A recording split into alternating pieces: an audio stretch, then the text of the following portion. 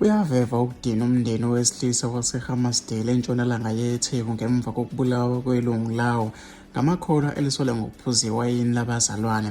UMnumzane Mkhawuleni Masondo onguninalume kaMnumzane Simphiwe Ngcobo leminyaka ngo-40 utshele iphephandaba Ilanga ukuthi bakhathazekile ngendlela umshana wakhe abulawe ngayo ngoLwesine njengoba ethi noma ngabe kuthiwa ubesephutheni kodwa-ke ukuthi abulawe kakuyehli kahle emndenini.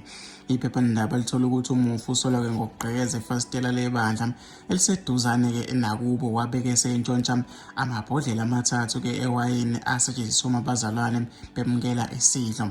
Waphuzela khona-ke endlini esonto maqede-ke walala ekamelweni lomunye-ke wakulomuzi. Kuthiwa-ke ekuvukeni kwakhe untshontshe kubucwebe nokhiya wemoto obesegcekeni okuthe uma kezama ukweba imoto wathelekelwa ngabazalwane abahlala-ke egcekeni lalo-ke leli bandla bamshaya waze waphuma kumphefumulo. UMasondo uvumile ukuthi-ke uliqiniso ukuthi umshana wakhe untshontshe iwayini labazalwane okungesinye sezizathu esenze-ke wahlasela. Kuliqiniso ukuthi kuthiwa-ke ubulala ifasitela wangena ngalo-ke wantshontsha amabhodlela ewayini amathathu ewaphuzela khona endlini yesonto. Waphinde futhi wafica-ke wobuthongo ekuwona-ke lo muzi okuthiwa-ke uthe evuka wathatha-ke izinto okungezona ezakhe, kusho-ke uMasondo. Uthi-ke bayaqonda ukuthi akwenzile kakulungile kodwa-ke bekumele okungenani abizwe lamaphoyisa ukuze umthetho udlale-ke indawo yawo.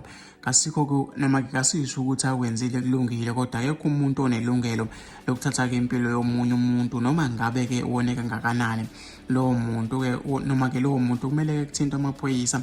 Manje thina-ke sesisele nenkinga yengane ebulawe ngabazalwane, kusho-ke uMasondo.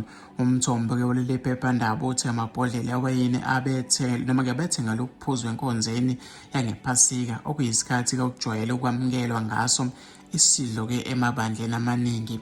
Nabo-ke bathathe-ke ngokudinwa nje ngoba-ke bese bembambile futhi-ke nemoto engayintshontshe noma-ke imoto engakayintshontshe bekufanele-ke bambizele amaphoyisa nje bese-ke ethenga-ke iwayini elisha ngoba vele-ke iphasika lisekude, kusho-ke umthombo. Iphephandaba lithola ukuthi-ke kuboshwa abasolwa abathathu ngalesi sigameko kanti ababili ngumama-ke nendodakazi yakhe.